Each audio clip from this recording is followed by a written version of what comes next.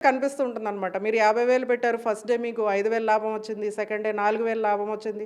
So, ఒక 1 week 10 days అయ్యేసరికి ఈ విక్టిమ్‌కి ఏమనిపిస్తుందంటే, ఓకే.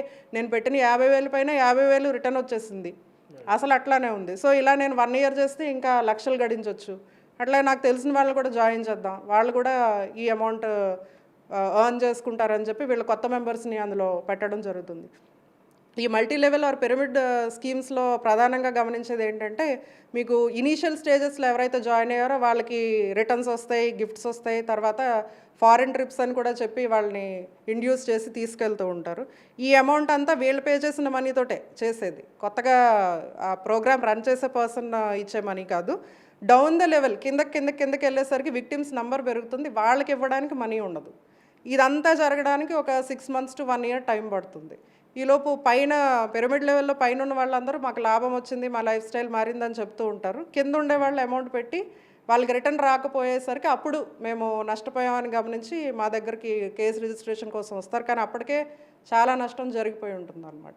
తెలంగాణలో ఏడీఎంఎస్ ఈ బైక్ పేరుతోని ఈ స్కీమ్ నడిపిస్తున్నారు మేడం. ఒకరు జాయిన్ అయ్యి మళ్ళీ ఒక నలుగురిని జాయిన్ చేసి ఒక 10 మందిని జాయిన్ చేసి ఈ బిజినెస్కి అనుమతి ఉంది, ఎవరు భయపడాల్సిన పని లేదని చెప్పేసి కూడా బహిరంగంగా ఒక షోరూమ్స్ పెట్టి ఆ బైక్స్ని చూపించి మొత్తం స్కీమ్ చేస్తారు. అసలు ఈ స్కీమ్కి అలా ఉందా సార్ మేడం?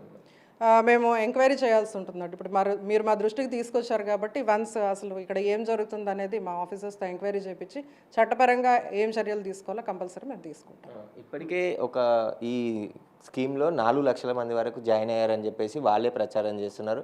కొందరు పోలీసులు కూడా ఇందులో జాయిన్ అయ్యి చేస్తున్నారని చెప్పేసి కూడా ప్రచారం ఈ ఏజెంట్లు చేస్తున్నారు మేడం. వీళ్ళపైన ఎలాంటి సెక్షన్లపై కేసులు నమోదు అయ్యే అవకాశం ఉంది? ఒకవేళ నేరం వాళ్ళు ఒకవేళ ఇలాంటి స్కామ్కి పాల్పడితే వారిపై ఇలాంటి సెక్షన్లు? ఇప్పుడు కొత్తగా మెంబర్స్ని జాయిన్ చేసుకునే వాళ్ళందరూ ఏజెంట్స్ కింద లెక్క అండి. సో వాళ్ళు కూడా అక్యూజ్డ్ అవుతారు జనరల్గా.